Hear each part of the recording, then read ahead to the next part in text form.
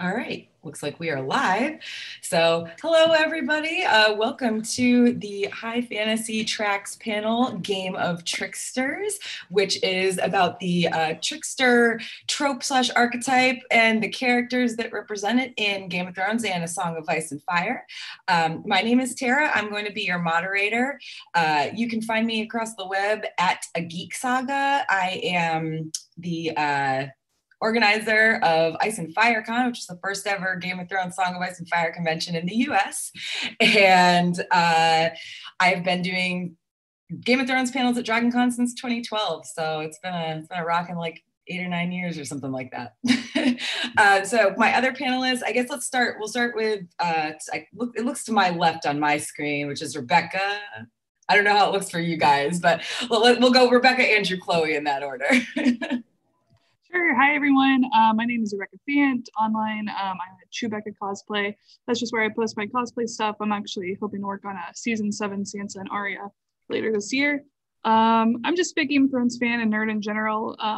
By day, I'm a teacher. I teach 8th grade history. And by night, I'm reading sci-fi and fantasy. So I'm glad to be here.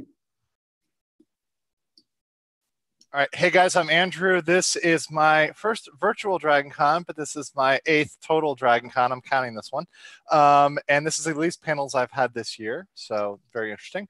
But I am also on the Small Council, which is the organizing group for Ice and Fire Con. And you can find me at Stat Check Podcast, which is on Spotify, Apple Podcasts. And I'm glad to be here today talking about Tricksters in Game of Thrones. Hi guys, my name is Chloe. Tara put me last because I have a Daenerys level of titles to talk about. No, my name is Chloe. You might know me from a podcast called Girls Gone Canon, where we analyze His Dark Materials and A Song of Ice and Fire currently. We're going through A Song of Ice and Fire point of view character by point of view character. We just started Asha Greyjoy this week, so we're having fun with that. And I'm also a member of the Small Council for Ice and Fire Con. You can check out some of the pieces of meta that I've written about A Song of Ice and Fire and His Dark Materials at liesandarborgold.com as well. All right, well, now that we've got all of our lengthy introductions out of the way, so we're going to get started. So I'm assuming if people are watching this panel that you kind of know a little bit about the trickster trope or archetype. Honestly, some just to get the basics out of the way, just in case, some famous tricksters in mythology: Loki, Dionysus, Anansi. I'd say mythology and folklore, really. Tricksters are, they're known as ambiguous characters. They're deceivers, shapeshifters, imitators of gods. They're very often, almost always, anti-authority, and they're meant to challenge our ideas of the usual constructs of society and make us question and possibly reject those ideas. And honestly, you know, I don't know if it's always been like this, but I feel like in the past decade or so, maybe it's just the Marvel movies have brought it out in people or something, but I feel like there's just been a growing kind of first interest, but sometimes bordering on obsession with these characters. But let's be honest, a lot of that is because they are some of the most interesting characters in, you know, literature and media. So I know Chloe had, I believe, brought up she found some information on the 6 traits of tricksters. You want to let us know what those are, Chloe? Yeah, from the book Mythical Trickster Figures from Hines and Doty. They said that every trickster has at least a few of the following traits: fundamentally ambiguous and anomalous, deceiver and trick player, shapeshifter or master of disguise, situation inverter, messenger and imitator of the gods, and sacred and lewd bricolor. Basically, it's not all of them. Can you define that word, Chloe? Because bricolor is a big word for me. It's a little early for a DragonCon Saturday. I'm sorry. Backtrack on that, Andrew. It's basically adultery or like trickery or construction and creation of available things. So someone who creates something, or a god, a lot of trickster gods, or life creating, like biological creation. So maybe a little bit of that. Like when Zeus would swoop in and be like, yo, I'm an eagle. Now I'm a sexy dude. Yeah, except like that and his bajillion children, except Robert in what we're talking about. Boom. Segues. Yeah, and there's a lot of those, and I think like there's different types of tricksters, right? Because you have sort of the what you would think is more in your face tricksters, and I hate to bring it to, but like Loki, you know, the trope, I think he's more of in your face trickster. Versus in Game of Thrones, you have people who are kind of low key. You have the Littlefinger, you have Varys, you know, which are a little bit more on the low than some of the other trickster archetypes. Well, let's be clear. When you speak of Littlefinger and Varys not being obvious tricksters, I'm assuming you're speaking of the book versions of those characters. Book! We are talking about the book, people. We'll always be talking about the book. And if you'd like to know more about the book, there'll be a Windsor Winter panel tomorrow. Check in that. I mean, and there's a lot of very obvious, like, and honestly, as much as you say they're more low key tricksters, Varys and Littlefinger. I mean, they're secretive. Yes, I don't know if I still think it's pretty obvious that they are what they are. There's. Go ahead. No. I say that because the quotes, right? So if you go to the book quotes, the book quotes, they say, you know, about Littlefinger, I believe the quote is, you know, he's so friendly, he gets along with everybody. So that's why people just end up falling into it. You know, even if they kind of get a whiff of, okay, this guy's got an agenda, he's just so easy to get along with that they go along with it. You know, Varys is the same way. He's always appearing to be helpful. He's always appearing to be, you know, subservient. That makes him, you know, when he turns out to be running counter to their course, they're so surprised, like Ned or like Kevin Lannister. You know, that was a complete surprise because they just would never expect that type of person to do that thing. I did see when I was doing a little bit of research for this panel, I did see someone refer to Varys as the ultimate catfish. I love that. Really that is very chuckle. 2020. Yeah, it really is. Like, you know, he's great at changing his appearance, not just like his clothing and his overall look, but even his voice. So, and I think it might have even been in the same thing that I was reading. It was a Reddit post or something. Maybe the person mentioned that Varys killing Kevin Lannister at the end of book 5 shows that he's not, you know, above causing chaos to get what he wants, which is very much, you know, that's really one of the top things with tricksters. Like what they want might not be what like we as society would think of as like the good ending or whatever, but I don't know, man. Like Varys might have some points, and him and Littlefinger both definitely go about their business and do whatever they have to do, and it's often very well, I mean, gosh, Littlefinger's just tricksy constantly. So I mean, but I guess that's a good question though. Maybe everybody on the panel can have a thought about it. Mm-hmm. Does a trickster have to have an agenda? Like clearly Littlefinger has an agenda, Varys has an agenda, but then there's other types of tricksters, like you might say Tyrion, when he's, you know, jesting with people. You know, he's debatably a trickster. I think he's doing it for the lulz. He's like doing it for himself. I don't think he's doing that with necessarily a long-term agenda. He just wants his own self-entertainment, you know, which I think is in the line of almost Loki. I think it could go either way. You know, I think that's the fun of it though, is when someone doesn't have an agenda or you don't know their agenda, it kind of adds that spontaneity, but then you also like following along with the ones that do. And I like how in Game of Thrones there is a variation with those two, like you said with Tyrion, and then versus Littlefinger or Varys. Yeah, Littlefinger, coming back to him, he's very much so like the Dolos, right? Like Dolos in mythology and Greek mythology starts off by trying to recreate a statue and like kind of shove it off as real and be like, yeah, give me my money. It's a real statue. And the gods are like, this isn't real, but it's actually really a really good statue of Alethea. You did okay. And then because of that, they decided, you know what, Dolos, we're going to promote you to keep getting one over on people so that we can kind of launder money, basically, and like steal money from people for paying for illegitimate art. And because of that, that's kind of who Littlefinger's character is, right? Like the show kind of makes him this super 4D chess playing guy, but Littlefinger is more in the books everybody's friend, right? Everyone's like, oh, Littlefinger is not a problem. The guy down the lane, Joey down the street, grew up with us in River Run. He's a great guy. They don't see it coming, which is part of that trickery. And of course, they're not reading the books, right? Like the characters are not reading the books, not to break the fourth page wall.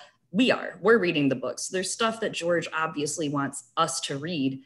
which is something really interesting for Littlefinger. We'll talk later on a little bit about his relationship with Sansa and how that's his Achilles, right? Like he so blinded by that he's giving his secrets and trickery away, which he's never given away before. So I think that's a really interesting dimension to the character in the books. We get kind of a microcosm of it in the show, but that's something that's a total kind of like tricky god move. He raises himself up the ranks and then he stabs you in the back. I don't want to change the subject entirely, but we did have a comment from somebody on YouTube saying it from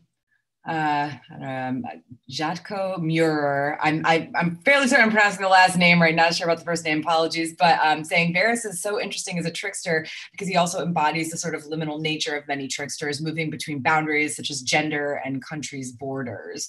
I honestly, I think I'd forgotten maybe that he did dress up as a woman at one point. Yes, he did. Mm-hmm. I'm reading this. I'm thinking, oh, I thought that was a fanfic. No, that's that legit. I read. Like honestly, it's a fanfic called The Book. Yeah, right. It's been about 3.5 years since I reread these, but yeah, I legit read this comment thinking like, wow, that was actually in the books. As soon as I'm reading this, I remember it now, but I really thought it was a fanfic for a second there. So yeah, and like you said with Littlefinger, like being non-threatening, Varys is non-threatening as well. He's a eunuch, you know, and even, you know, Tyrion, which, you know, this is where I think with Tyrion, Martin does most of his work, both creating a trickster type character and also breaking down the trope. You know, he's playing a role that others assign to him more often than not. You know, and really he doesn't have an agenda, I don't think, at the beginning. Like, he really doesn't. He eventually does, for sure. But from, you know, at the start, it's more about hedonism. He's pure hedonism. He really is just playing the role that people have put to him at that point. I would also say that for Tyrion, George is, and something that George is doing with this trickster role, he does actually explore it a lot for disability. As far as like Tyrion's disability and him coming out as this monster to his family, yes, he kind of is just rolling with chaos at first, but it's also sticking it to the system that has stuck it to him. Mm-hmm. He has been born a monster. He has no reason. Why would he want to be better? He's rich. He doesn't have a want. He can have as much wine, as many women as he wants to fill that hole, that vacuous hole right in his heart. And I think that from like the adultery and stuff, it's like very, very much, we joke about the god of tits and wine with Tyrion's comments on, you know, the god of tits and wine and hoping he dies similarly to that trope. And he doesn't, but does kind of have a motive at first, which is what, when we see him in A Dance with Dragons, hanging out with the maybe Blackfire regime, definitely Blackfire regime. He wants to stoke that war because he's just mad at the world. I mean, that's the biggest thing about Tyrion. It's boohoo.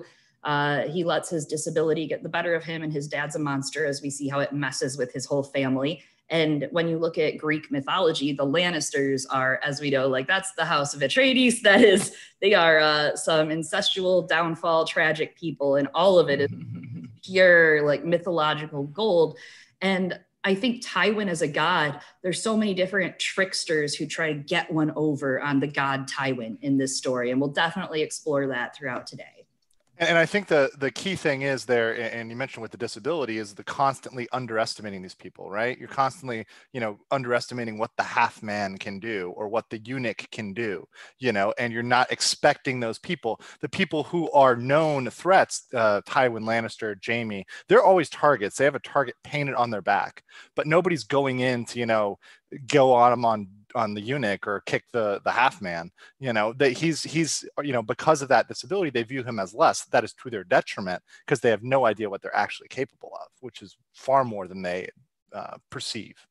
Well, I mean, and I feel like I didn't want to miss pointing out also that House Lannister was literally founded by a trickster, Lan the Clever. So, and honestly, like, I think that, yes, of course, that's, you know, Song of Ice and Fire's own mythology. I'm sure things were in many ways his story is told bigger than it actually happened. But I think it's interesting or important to point out that House Lannister was founded by a trickster, because I feel like in the end it's going to end up with a trickster too. So yeah. And there's a good point in the chat. They brought up that, you know, culturally, like in Chinese culture, eunuchs were viewed as scheming tricksters, and there were eunuchs that usurped the court and ruled. There's a eunuch that took over the court and ruled as emperor. And I think, once again, George draws from these historical influences. So I would not be surprised. I personally, and Chloe and Tara, correct me if I'm wrong, I don't know if he specifically drawn from that, but I mean, he surely looked at historical influences, and that's been something that's been a perception in Middle Eastern courts, Chinese courts, other courts that have had eunuchs as part of their court culture. Yeah, for how few he puts in the story, I think he's definitely done his research on that, and those influences very present. Yeah, for sure. So before we move on from the kind of obvious Littlefinger, Varys, Tyrion, I also wanted to mention the Faceless Men, who I think, Rebecca, I mean, are you a big Arya fan, Rebecca? I'm more of a Sansa stan, but I enjoy Arya as well. I think all three of us gals here are Sansa stans.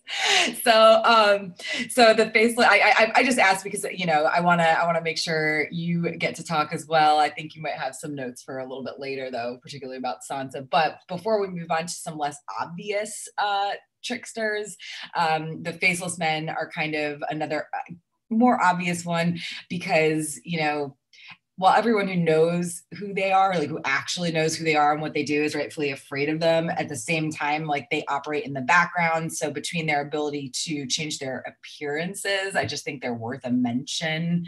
But do you guys have any thoughts on them, and whether or not it's just whether or not the being able to change their appearance thing makes them tricksters, or if they are too serious to be tricksters, maybe?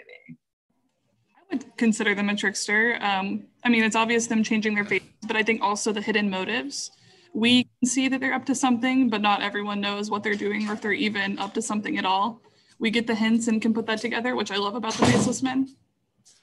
And being able to be no one and yet be anyone is a valuable trait of being a trickster. That's the quintessential thing. Now, they may not fall into the square, you know, peg of the trope, but I think they have elements of that. And certainly when you compare them to the trickster gods, to the you know, and you know, in a way, the Faceless Men are immortal, because they're a Faceless Man is a position. It's not necessarily a person, right? They are no one. So that they're an eternal. They're essentially this god in an institution. So in that way, I do see the parallel. And Chloe, what you were saying earlier about some of the traits, messenger of the gods, they definitely feel like there's some sort of messenger of the gods. Mm-hmm.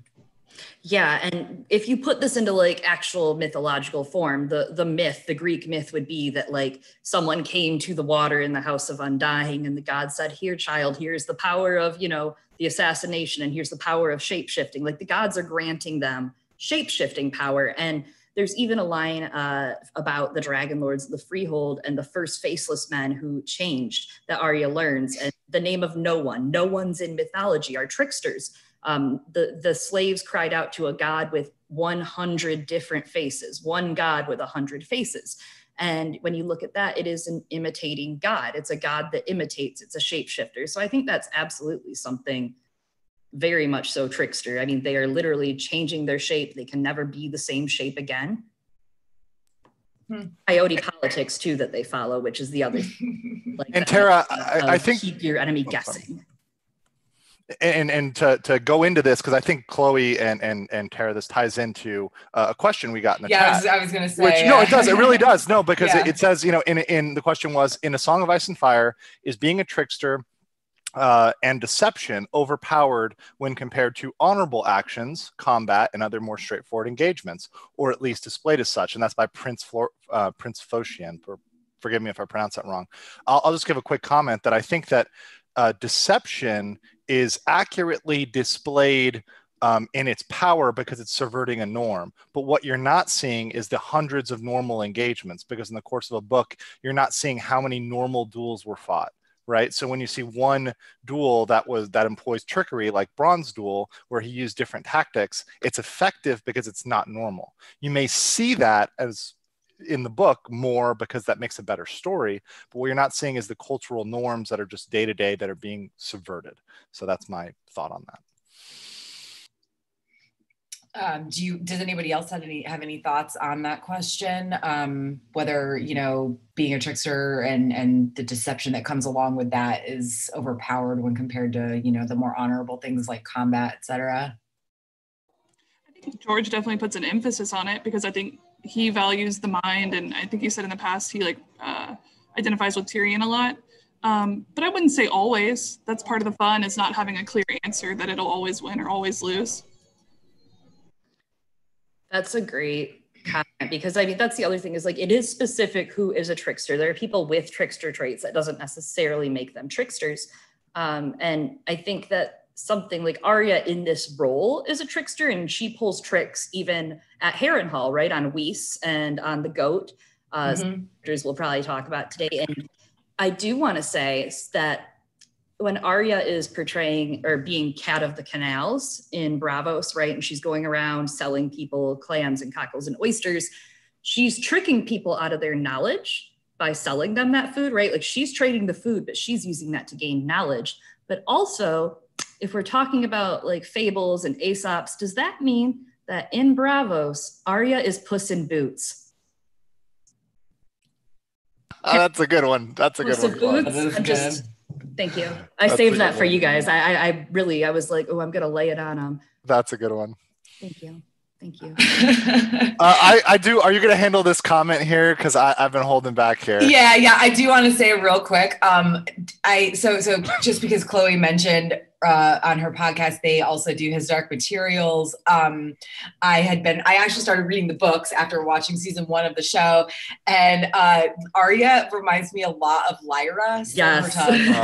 With the renaming of herself, like giving people the other names and everything. And it's like, yes. You don't really think of Arya as a trickster because her story is sad and serious in a lot of ways, but she's constantly tricking people, like not just playing little tricks when she's at Harrenhal, but the changing of her name, the being able to like just lie so easily and fool people about who she is. I mean, and honestly, one of the good things that the show did, and really only because they had to, I guess, but when they shoved Arya and Tywin together at Harrenhal, the stuff between her and Tywin was great, because like he actually saw through her in some ways, like, I think, but she was still able to fool this like god of a man.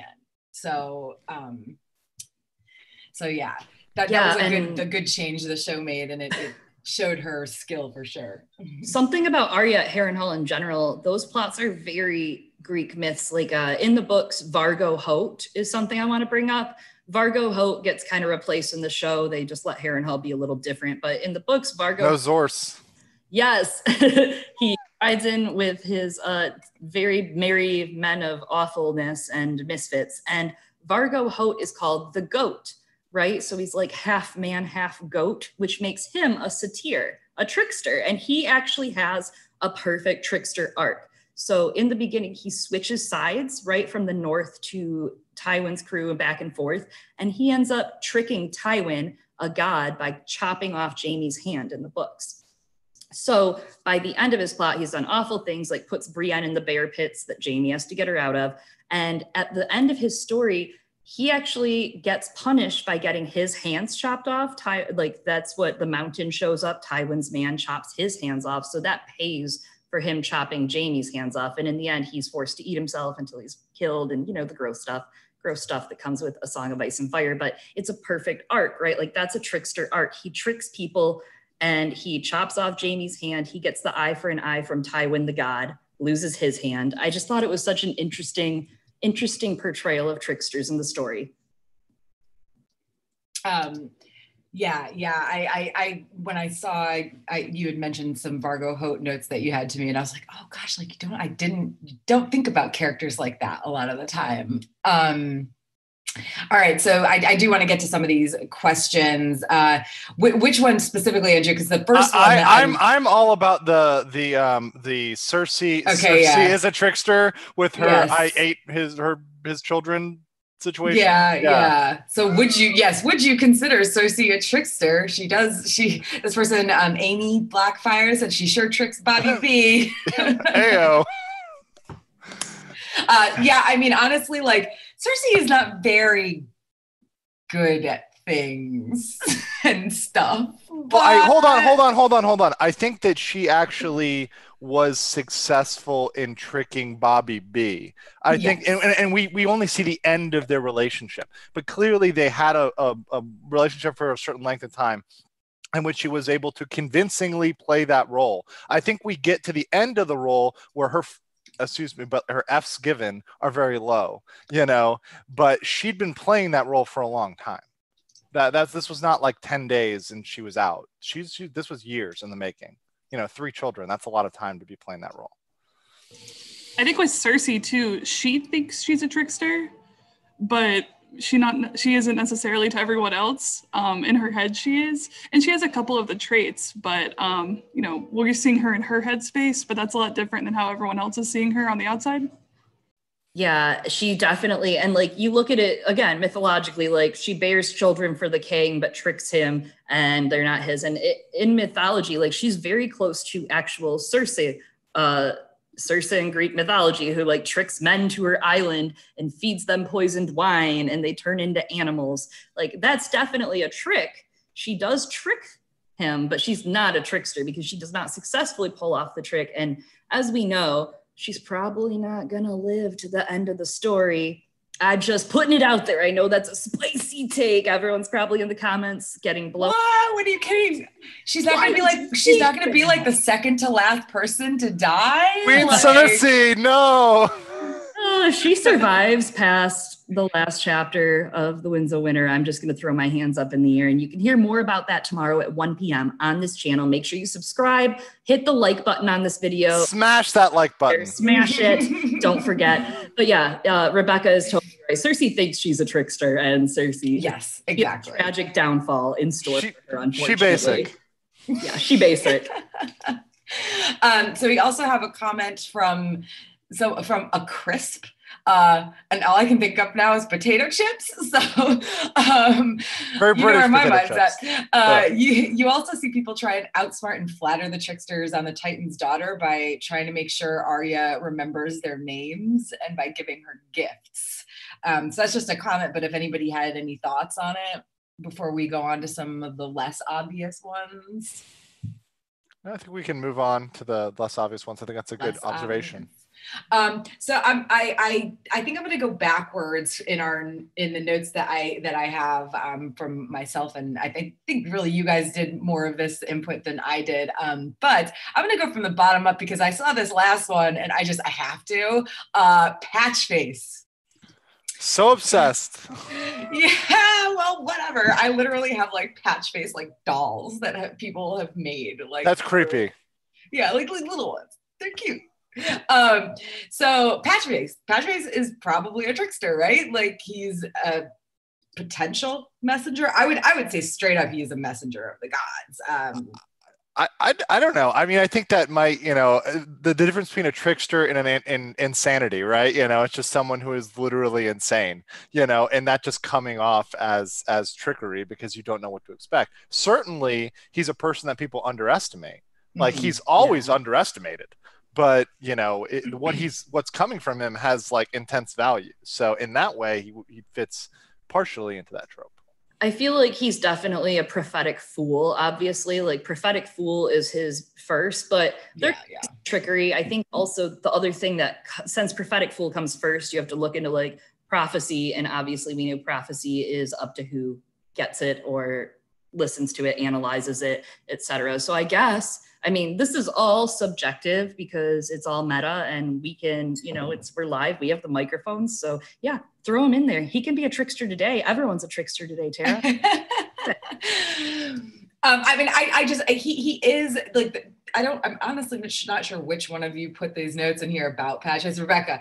The idea of him being a deceiver, I'm not sure he is. Because of I feel intent. like, Because intent. yes, That's what I can't yeah. get. You need intent, and that's what I don't know whether he has. Well, that's control. what we don't know whether or not he has. But I think that's why he's an interesting addition to the discussion, because like there is more to him than meets the eye, and we don't know whether there is intent there. Assuming there isn't, like nobody in the story thinks there is. Obviously, they all just think he's the fool, Patchface the fool running around being weird and crazy. Nobody listens to him. Nobody pays attention to his little rhymey thing, right? Rhymies that are clearly prophetic, obviously. So someone in the comments said, I know, oh. But nobody pays attention to his what he's saying, even though obviously we know as readers, because you read. I don't think the first time I read the books, like I read what he was saying, and then later it happened and was like, oh yeah, remember that time 2 books ago when Patchface said this? But obviously on rereads, you read his, prophecies and it's like, holy crap, how did I miss this? But yeah, like I think that'll be interesting to find out later. I mean, Rebecca, do you think he is like a deceiver? Do you think he knows what he's doing?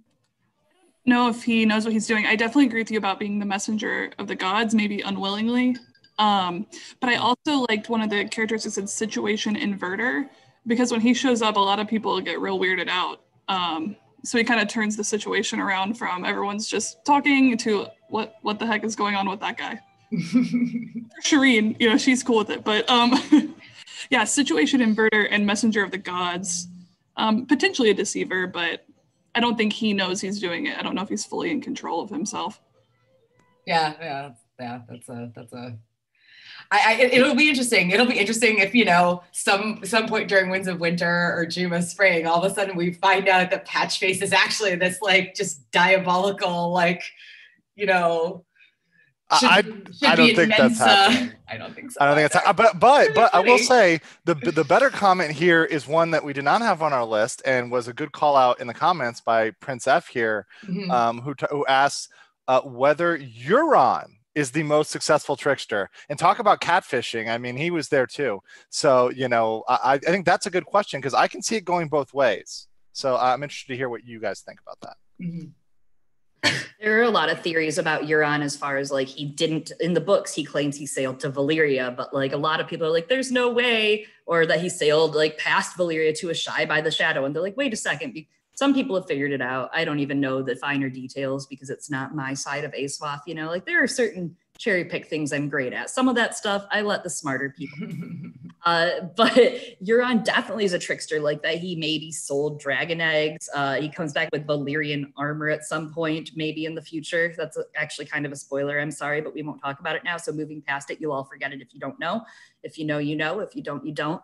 And Euron comes up a lot with Bloodraven, right? Like there's a great theory by Poor Quentin from the Nauticast podcast who did a theory about how Euron is Bloodraven's failed Jedi disciple, right? So Bran is the right one. As we know, Bran is the good boyo and he's the right one. And Bloodraven's like, aha, I found him. And Euron failed. He fell. He says in his first kind of speech, we hear from, like when I was a kid, I dreamed of flying and I fell. So that's how that theory goes.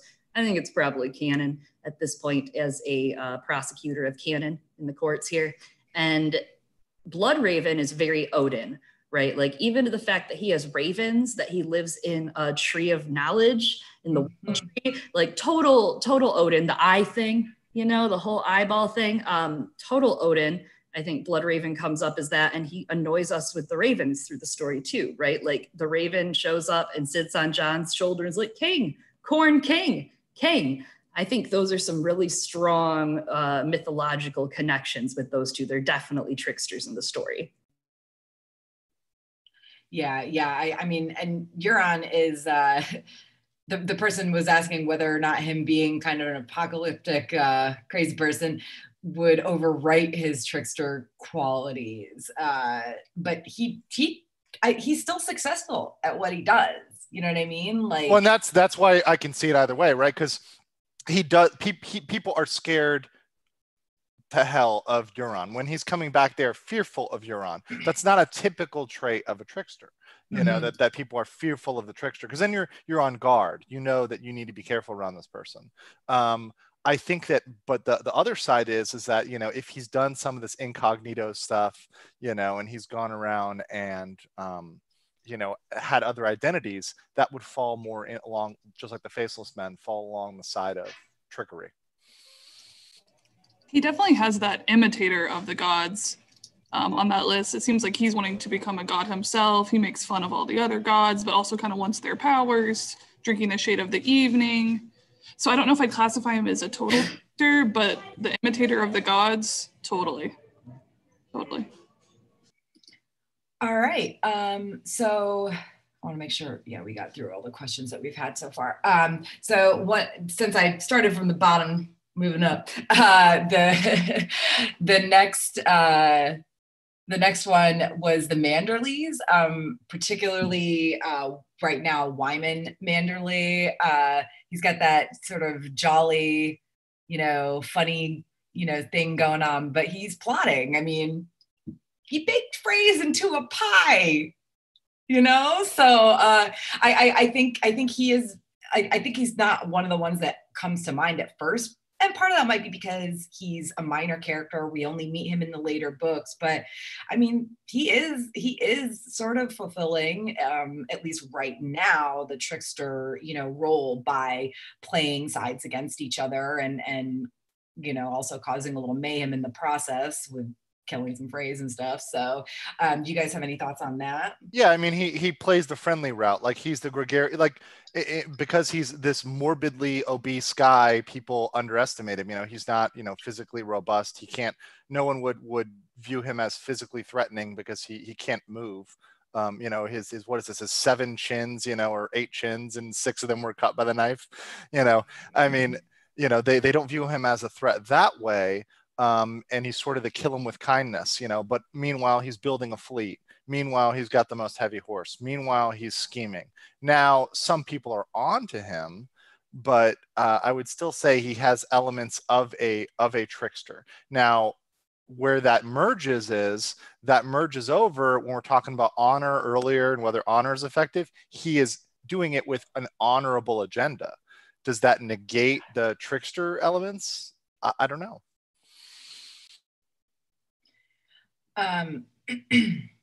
We have a comment leading from Manderleys into Freys real quick, I guess.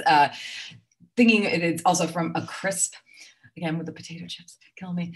Thinking about Walder Frey, particularly about him using verbal trickery when he slips in and mayhaps when treating with Robb, like he's playing that Lord of the Crossing game.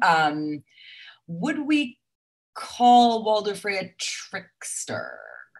He sure does pull a big trick. He thinks he is. He thinks it's really funny. He's more of a troll. Yeah. Yeah, the troll that lives under the frickin' bridges. Exactly. Exactly. I would add that's a really good, an interesting connection, because the Red Wedding is Tom from the fantasy track here just said the ultimate trick. And it's such a trick, like such a trick that at first you're so engrossed in the surroundings, you don't see it coming. But afterwards, Robb is spoken of as the trickster, right? Like they say that it was vile sorcery, everything Robb's done in his campaign. If you take it back a book to Clash, when Sansa is being beat in front of the court, Lancel is proclaiming that Robb was a trickster in the field. So Walder Frey isn't like a huge trickster publicly. Everyone's like, he's too old, blah, blah, blah, like we said. But he actually pulled this big trick while letting everybody else think that Robb, using sorcery and warging, just like Sansa is spoken about later, that it's him that's the bad guy. So it's really interesting to see where the PR kind of lays in the story too, right? Like, we know they're tricksters, but no one else does at all. Well, and I guess like this kind of begs the question though, where do you draw, especially in this series, where do you draw the line between whether a character is in fact a trickster or whether they're just a plotter and schemer? Somebody asked, you know, by this is House Tyrell or Olenna a trickster? I mean, I think there's a little bit of that to Olenna specifically, because she plays this like I'm just a little old lady, you know, particularly in the books. You know, the way she's described is a lot less daunting than the way she was portrayed in the show. Though, of course, we love Lady Olenna in the show. Let's be honest.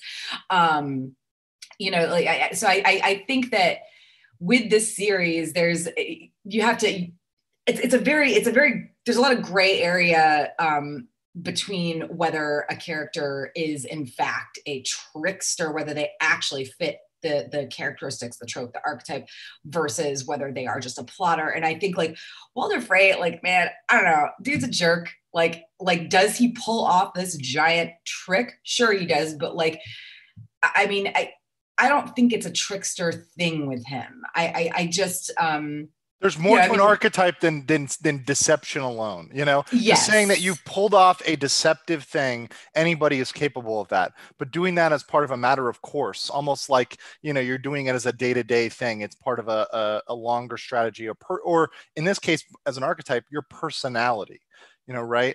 You know, I think Walder Frey engaged in that deception because he was salty, because his normal, you know, plan of going along with it, you know, of extortion, you know, being a bully, that didn't work at first. So he employed deception because he knew the straightforward approach wouldn't work. Yeah. And I think that like Andrew said, there's more to it than just being able to deceive somebody. Like just because they trick somebody doesn't make them a trickster.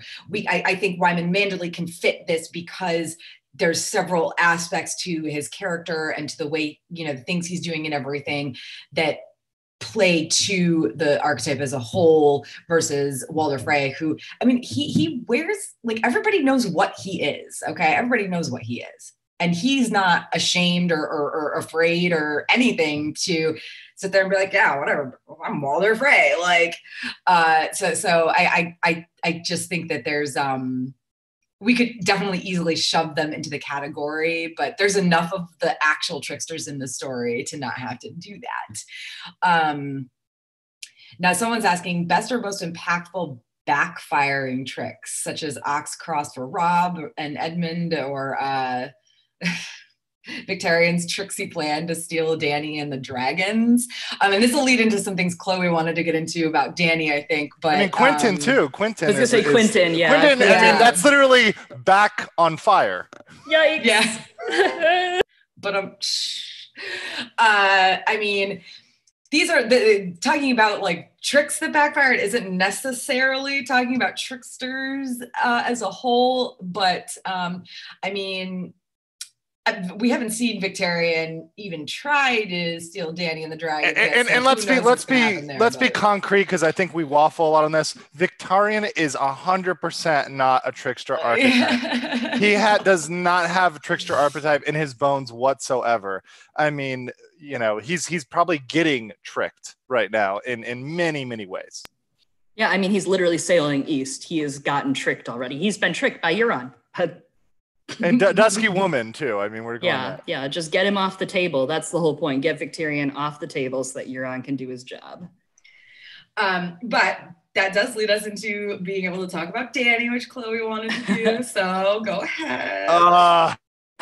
Well, I just think there's something so interesting that Dany's actually a really big trickster. You would not think Dany's a trickster, right? Like Andrew's shaking his head at me. He generally head at me though, so that's not that different from usual. Just keep up. Dany is a trickster because she's a trickster by reputation and by what she does. She's seen as the fragile, you know, skinny girl with the pale silver Valyrian looks, and that somehow has dragons. And she's almost like Prometheus, right? Stealing fire from the beginning, having these dragons that is unnatural, not natural for there to be dragons now after they've all died out. And I almost think that Dany is kind of, I know I used it for Bloodraven, but akin to Odin in the story in a lot of ways. Odin was this walking contradiction. How can this skinny, lithe girl this little 13, 14, 15-year-old bee having, depending on what you're like viewing, 18. I don't know what she is in the show. No one knows. But how can she have this huge nuclear power of these dragons? She's a war god, right? Like everyone hears of her bringing war. She somehow takes all these slave cities and like sacks the masters and like flips all the economies, everything on their ground.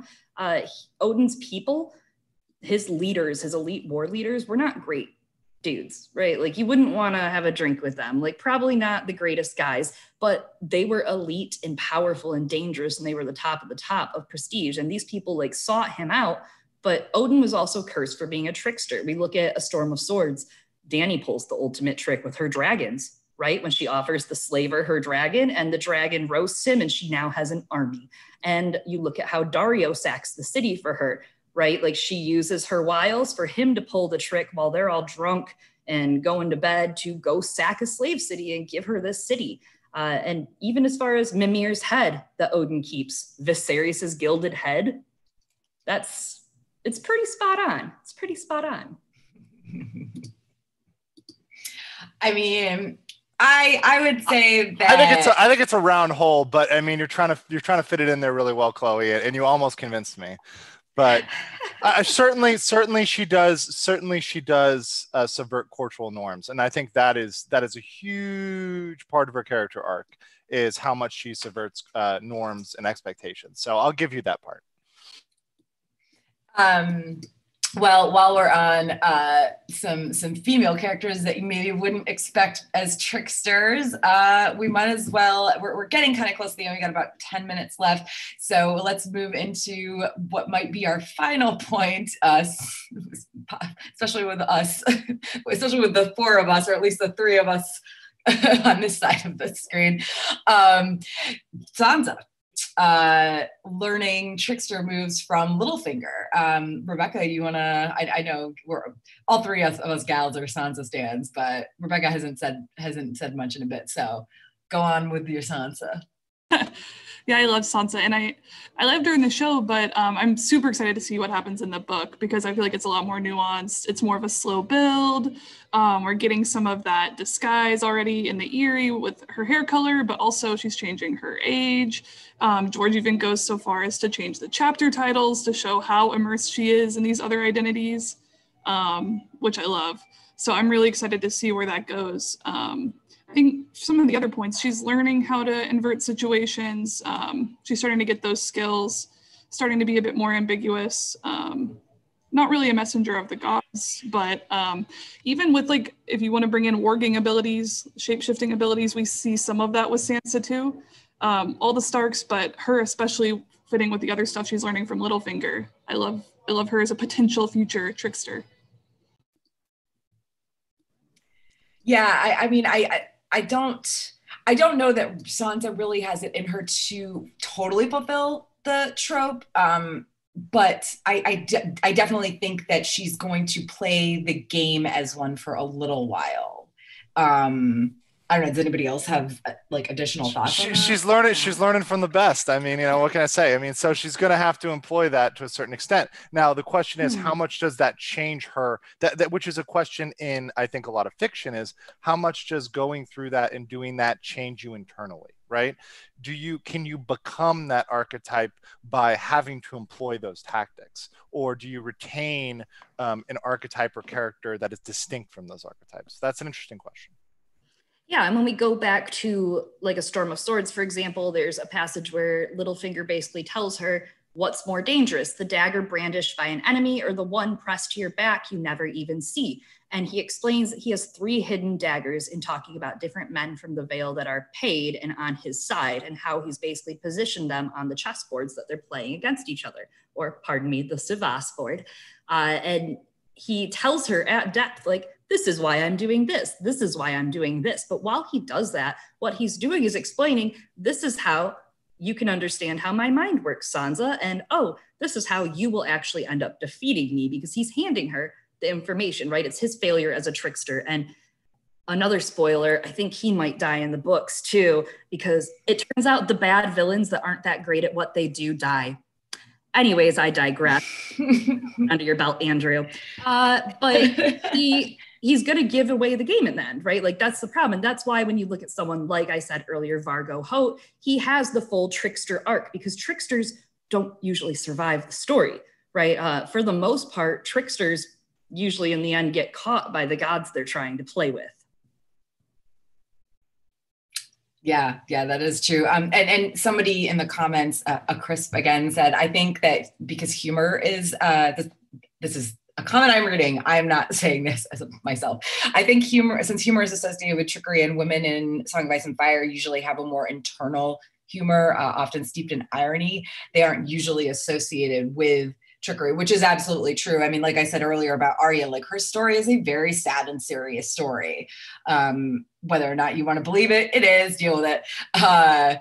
Like girl is literally just a child of war. But you know, she still very much, despite being sad and serious, fits. I honestly think she fits the trickster, you know, archetype more than a lot of other characters do. And I think that, you know, with Sansa, it's definitely, she's not there yet, but I think she's definitely gonna, like I said, she's gonna play that game for at least a little while, you know, before she settles into be Queen of the North for the rest of her long, long life, hopefully. I think she's definitely gonna use some stuff against Harry the Heir. I'm going to be interested to see what happens with him. I just feel like I don't know if he's not longed for this world, but, you know, good things are going to happen to Harry. So I think those are the Cersei tactics. That's the Cersei brand of trickery right there. I'd also say like Sansa fits a hero's journey pretty exact. If you like line up the major plot points of Sansa's story, it is a hero's arc. The Stark kids fit that. Bran obviously fits the hero's journey. Jon has some big moments of the hero's journey.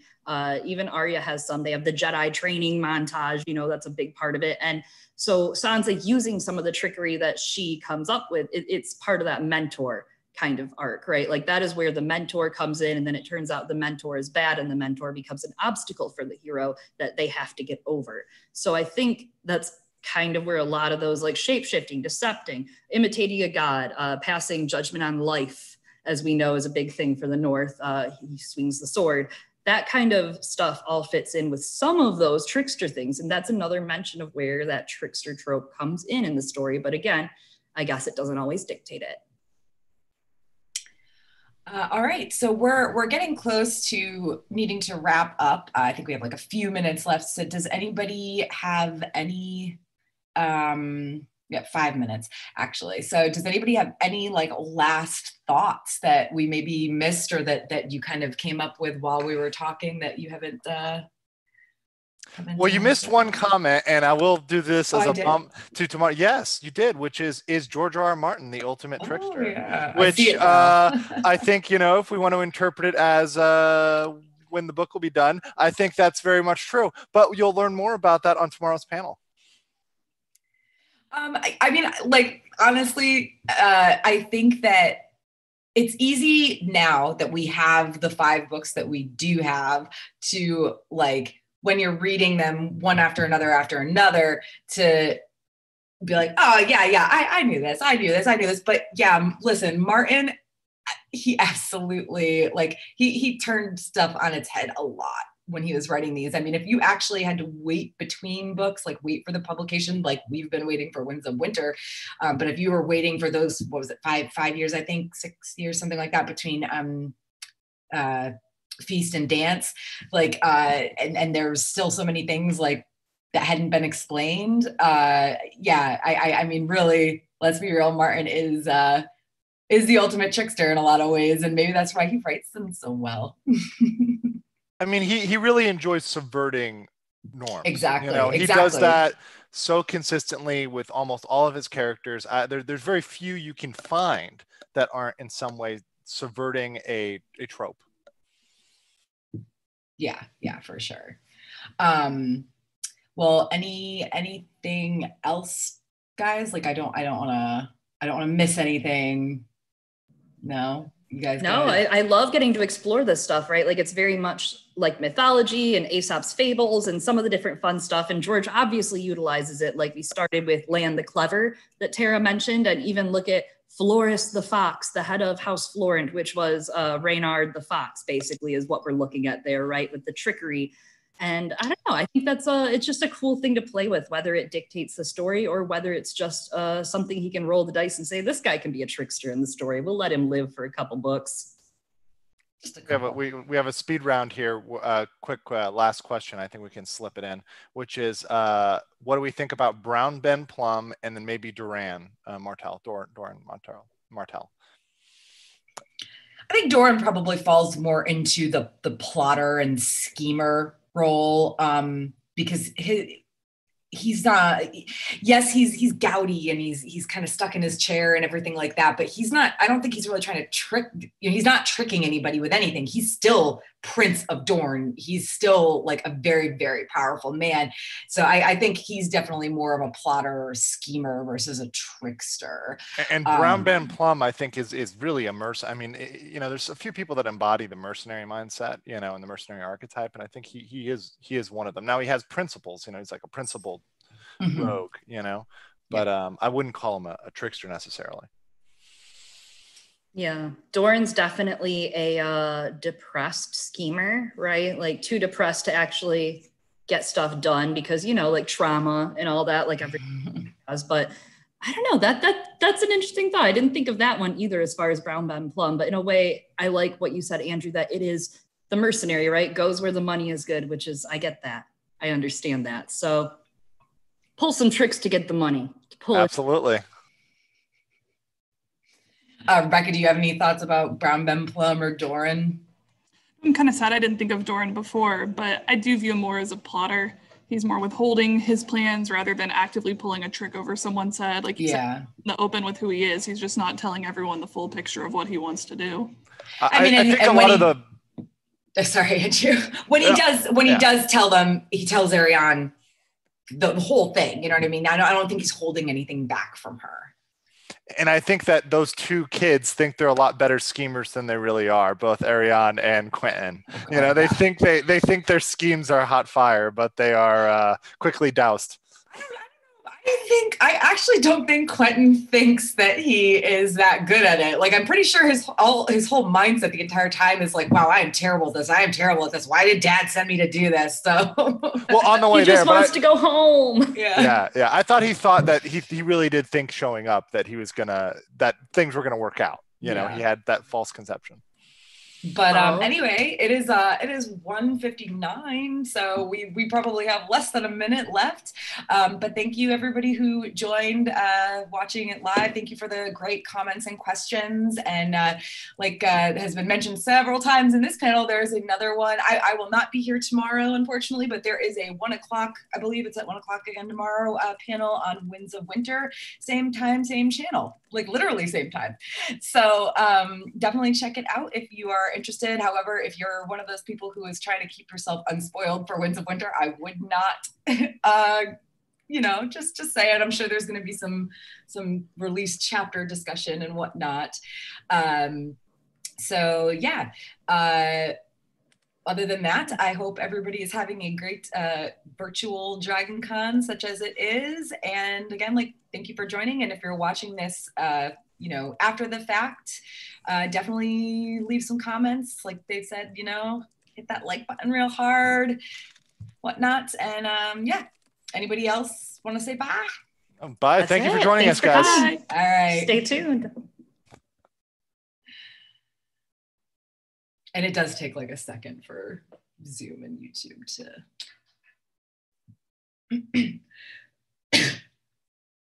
I keep coughing too. It's not helping things.